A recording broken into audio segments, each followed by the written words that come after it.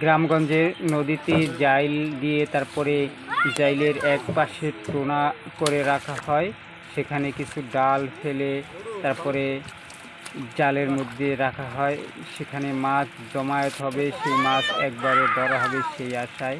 আপনারা দেখতে পাচ্ছেন এখানে একটি টোনা উঠানো হচ্ছে, ডাল সরিয়ে ফেলে তারপরে দেখুন কি মাছ উঠেছে, আপনারা দেখতে থাকুন এবং আমার সাথে থাকুন। দেখুন মোটামুটি ভালোই মাছ এখানে